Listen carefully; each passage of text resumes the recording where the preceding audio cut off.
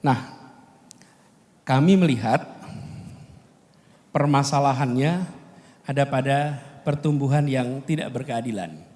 Saya menggunakan contoh Jakarta Bapak Ibu sekalian, bukan tempat lain. Jakarta ini, Bapak Ibu sekalian,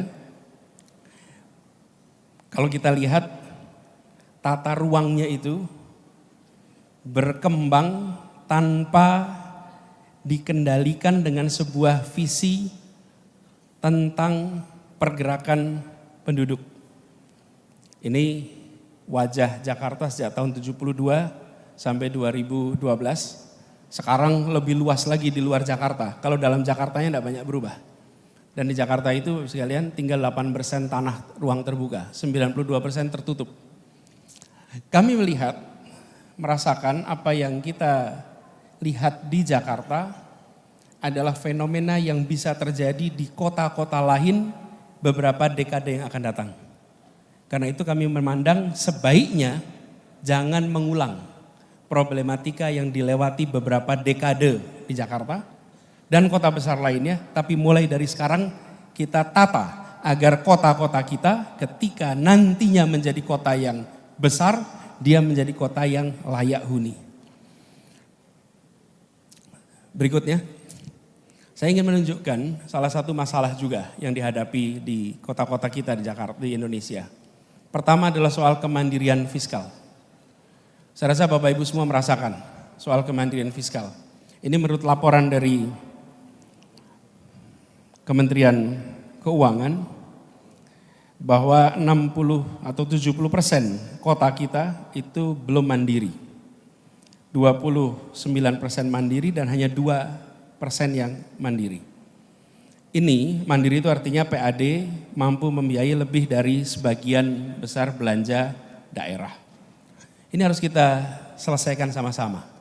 Tidak bisa terus-menerus kota berada dalam posisi tidak mandiri. Jadi kalau ditanya ke depan seperti apa, kita ingin kota-kota di Indonesia menjadi kota yang mandiri. Yang kedua adalah ketimpangan APBD kota. Kalau Bapak Ibu perhatikan, Jakarta ini APBD-nya 77 triliun. Kota kedua lebih besar, Surabaya 9,5.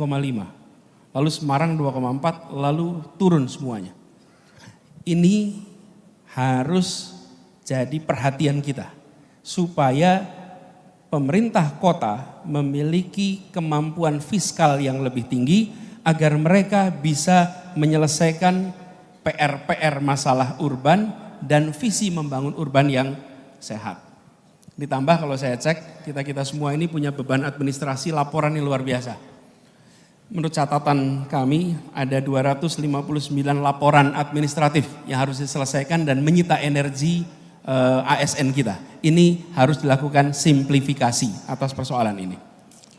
Jadi, bagaimana ke depan? Kalau boleh kami berbagi apa yang menjadi visinya, kami melihat pertama, kota harus bisa mempercepat pemenuhan layanan dasar. Apa itu layanan dasar? 1, air. 2, kesehatan, pendidikan, pangan, papan. Ini contoh 5 layanan dasar yang harus dipercepat pemenuhannya. Pangan saja Bapak Ibu sekalian. Kita semua ini yang tinggal di perkotaan tidak punya lahan pertanian. Tapi bagaimana perkotaan dan pedesaan memiliki satu skema untuk bisa memasok kebutuhan pangan dengan harga yang terjangkau dan sustainabilitasnya terjamin. Kemudian yang kedua, tata kota yang produktif dan berkelanjutan. Produktif ini artinya di kota ini efisien. Aktivitas perekonomiannya tidak terhambat oleh faktor mobilitas, tidak terhambat oleh faktor-faktor sosial ekonomi lainnya. Kemudian kita melihat perlunya mewujudkan interkonektivitas antar daerah. Di mana itu daerah? Di dalam kotanya dan antara kota dengan wilayah-wilayah yang berada di sekitarnya. Karena dalam prakteknya kota-kota kita di seluruh Indonesia itu menjadi kota jasa yang memfasilitasi kabupaten-kabupaten yang berada di sekitarnya. Lalu yang keempat adalah menjadikan kolaborasi sebagai praktek di perkotaan. Kenapa kolaborasi ini praktek baik di perkotaan? Karena begini Bapak sekalian, kota itu tempat berkumpulnya masalah, tapi juga kota itu tempat bertumpulnya solusi, tempat berkumpulnya talent.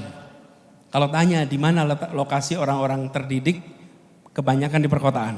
Di mana lokasi think tank di perkotaan, di mana lokasi NGO di perkotaan.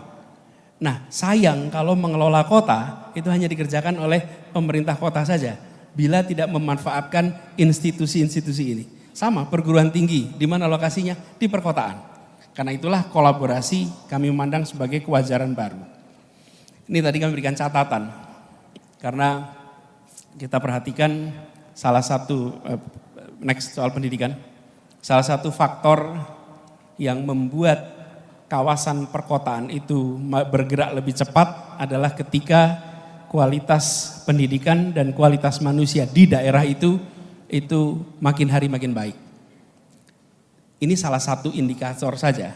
Kita melihat pemerataan perguruan tinggi kurang. Pemerataan perguruan tinggi ini tersentralkan di Jawa. Apalagi di Jawa bagian barat.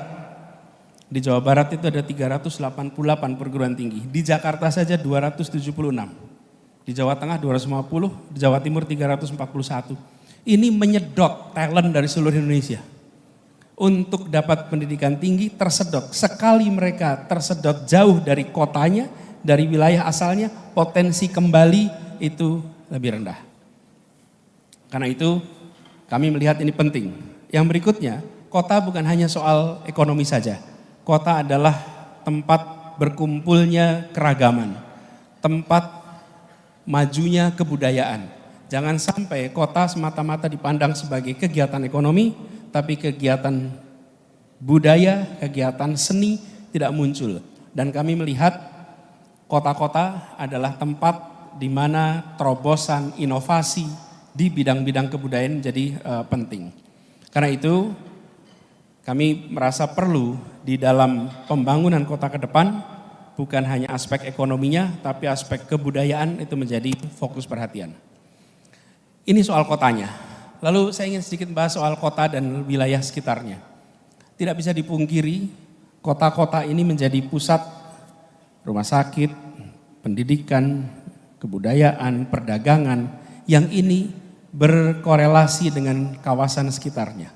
Jadi pembangunan kota harus juga memasukkan bagaimana bisa kolaborasi dengan daerah-daerah sekitarnya. Kami di Jakarta itu punya ketergantungan pangan yang luar biasa. Jadi kami buat kerjasama dengan kabupaten-kabupaten yang memproduksi pangan sehingga bisa memasok pangan, mengurangi mata rantai yang membuat harga menjadi tinggi. Ini saya berikan ilustrasi di sebelah kanan tentang bagaimana kita bekerja dalam konteks pangan. Jakarta membeli beras langsung dari kabupaten, contohnya misalnya di Cilacap atau di Ngawi. Maka kami kerjasama dengan Gapoktan, kontrak 5 tahun. Yang mengontrak siapa?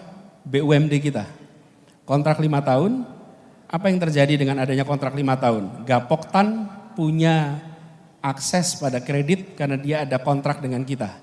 Melakukan mekanisasi pertanian, melakukan terobosan-terobosan dengan menggunakan kontrak 5 tahun itu. Dari sisi kami dapat beras dengan lebih murah. Dari sisi mereka dapat gabah dengan harga yang lebih tinggi. Dan itu kita kerjakan dengan berbagai kabupaten kota di seluruh Indonesia, termasuk di sini Sawah Lunto. Ada Sawah Lunto di sini ya. Ada Sawah Lunto juga. Kita kerjakan beras dengan kota-kota ini. Nah, artinya kota secara serius dirancang untuk bekerja sama di aspek-aspek yang menjadi kebutuhannya dengan daerah sekitarnya. Jadi Bapak sekalian, kami melihat ada 4 prinsip untuk kota di masa depan: layak huni, asri, adil, maju. Kira-kira 4 itu.